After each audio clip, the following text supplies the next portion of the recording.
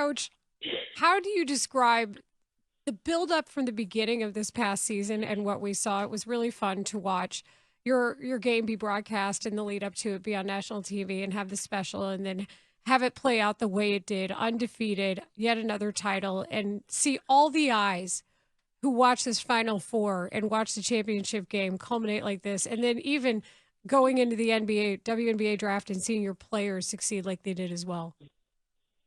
You know, when you've been around a game as long as I've been around a game, it doesn't happen very often like this, or it probably never happens to a lot of people. We just really got lucky. We got lucky. We lost all of our starters, and we've returned some talent, no doubt about it. Talent doesn't always say you're going to win the last game of the season, but what our talent was able to do is create some chemistry. Like it wasn't easy. I think our players decided that they wanted to win for each other, and we didn't do any like team bonding or life skills or anything like that. We did some life skill stuff, but it was more of just them. We wanted them to spend some time with each other. But just when the season started, I do think our game in Paris against Notre Dame really gave our players some confidence to know that they're really good, and it was all on their doing too. Like once they saw that they were good, they didn't want to be anything but good, but great.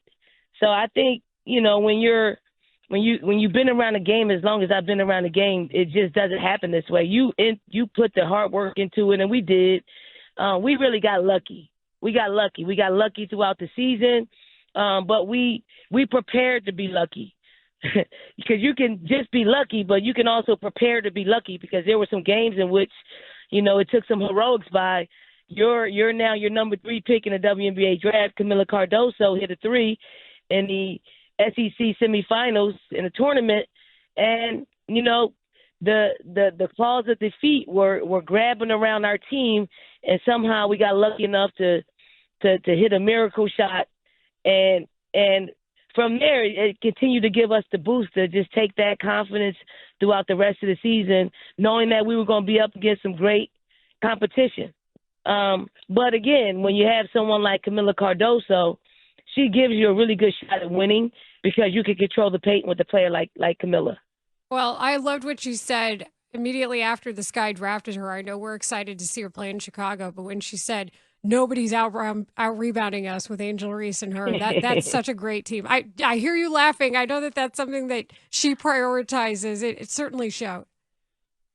So Kamilla's the ultimate competitor. Angel Reese, ultimate competitor. We had a lot of battles last year and this season. We were the top 2 teams in the SEC. So you know they are enemies by nature because of rivalries, but now they're joining hands in hopefully bringing not a national, but a WNBA championship to Chicago. So I'm a fan. I'm gonna get me some season tickets. I know I won't be there the entire season, but somebody's gonna be sitting in my seats cheering Kamilla Cardoso on. And the fact that you're a fan also comes through in the level of diplomacy, Dawn, that you've shown regarding Caitlin Clark.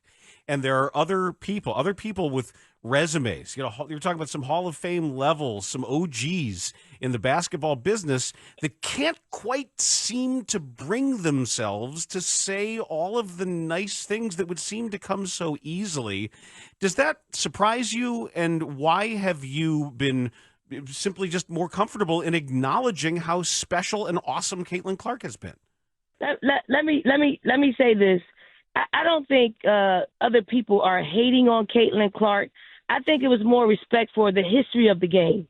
So I think it comes from that perspective, because when you think of some of the greats, because you know, when you throw around the greatest college basketball player ever, I think of Breanna Stewart, who won 4 championships. I do. Like, I'm never going to forget that, because she banged it on our head all 4 years. And then when I think about Caitlin Clark, I do think she's one of the greatest. Like, she's the greatest of her time. That's how she's the greatest of her time. And I want women's basketball to grow. And I'm not too shy about saying why it grows. She's made it grow over the past 2 years. And I'm actually going to go back to her freshman year when she was killing then, when nobody wanted to talk about Caitlin Clark because, Paige Beckers was all of that. Deserving so. But I saw Caitlin Clark. Caitlin Clark won my Dawn Staley Award in her freshman year when everything was about Paige Becker. And it's nothing to take away from Paige Becker, but it's everything to say that we need to make sure that we're telling the stories of our entire game. So sometimes you have to go against the masses to really cut down and say what's happening, in real time. Caitlin Clark is the sole reason why viewership has shot through the roof for our game. Sole reason. And I think the decision makers are following suit in making sure that other games are being played besides Caitlin Clark because if you play Caitlin Clark, you're going to run up against somebody that you might find as that's pretty good. We were pretty good. Like over 18 million people saw our national championship game. They tuned in to see Caitlin Clark, but what did they get? They got Caitlin Clark, and they got South Carolina. They got Kamilla Cardoso. They got Ashton Watkins. They got Malaysia Fuwala. They got Tessa Johnson. They got a number of players that they can now cheer for. Let's not act like you're not on that list too, Dawn, when we start talking about greatest college players of all time. But I wanted to ask you, how did you develop your coaching style? Because when I see how other players react to you, players from other teams, how they react to you, I'm going, wow, there's a great balance of respect and love that seems to come to you and from you. How did you figure out how to do that? Yeah, I mean, I don't care. Like, I care about our game. I care about the people in our game. I do. I want our game to grow. So I'll compliment players. If in a game, if a player, hell, Caitlin Clark hit a three right in front of me. She did push off my player, bang the three right in front of me, and I'm like, damn, like, okay, like, good shot. Like, I mean, it's all of that. Like, I'm impressed with our young talent. I'm impressed with the coaching. I'm impressed with seeing great basketball. Like I've watched so much basketball this year because I had access to it. It was on ESPN. It was on ESPN2. I had my iPad going. I had my laptop going. I'm a woman of many TVs in my house and cable boxes and all of that. So I was stimulated so much this season that it was really hard for me to prepare for our opponents because there was so much great basketball. Like, I had to get my stuff in by 5 p.m. Eastern time because that's when games are going to be starting to play on national television and in streaming services. So I just want everybody to win. I truly, and I'm not being facetious when I say that, this game has been so good to me, like personally good to me, that I feel like I owe basketball. Like, I'm forever indebted to basketball, and I got to do it in this way, is to show love. There's no doubt that you come from a place of service. It shows, in the game you coach or whether you're talking to reporters. I thought it was so kind of you to wait after the national title game, after you were on the podium, and then come back and talk to reporters. But I also appreciate what you say about the important part about other schools investing. And you bring up how South Carolina has invested in women's basketball and how that needs to happen in more schools in the NCAA. What is your thought on that? It's just my thought. We do the same things. Like, if you really look across colleges and universities, you'll see that the women's sports programs are killing it in the space, killing it. And I don't think we get enough credit. I don't. People will say because we're not revenue producing. I think we are revenue producing. I think the fact that we get 16,000 people in our arena every game.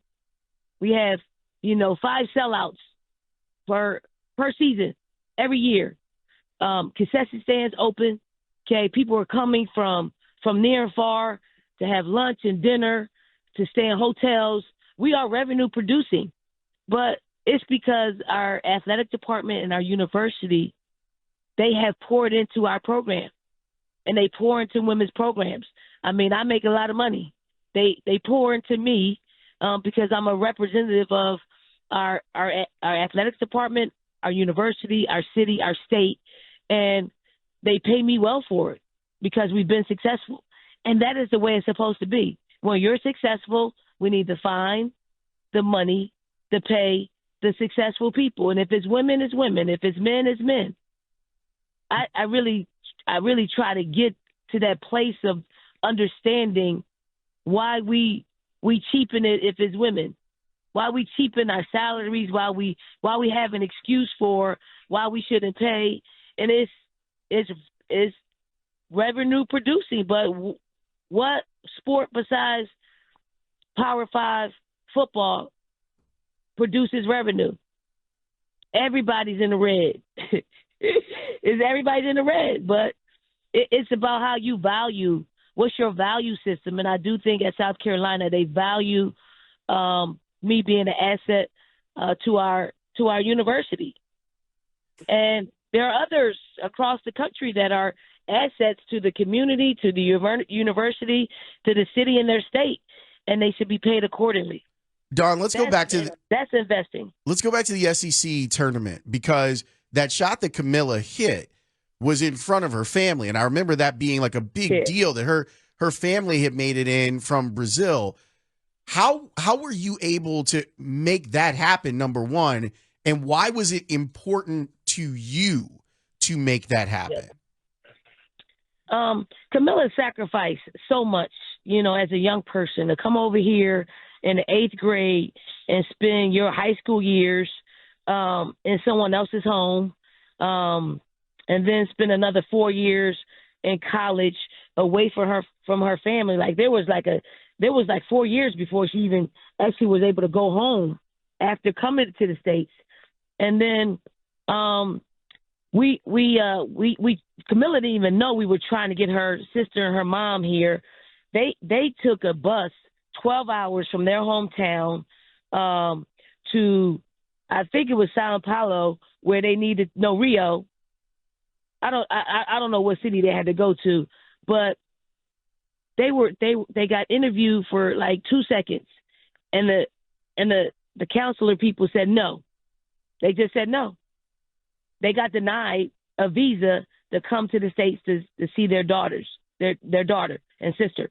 And then we're like, okay, well, we only got a month left before her senior night.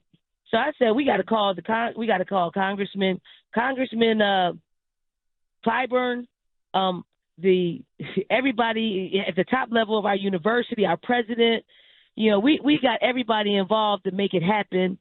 And somehow the next time they went, that 12-hour bus ride, just as quickly as they got turned away, is they got the stamp of approval, because they really understood what they were trying to do and who they were trying to do it for.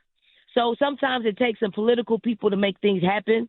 And I'm just so very happy that a magical moment happened while they were here. It was magical regardless.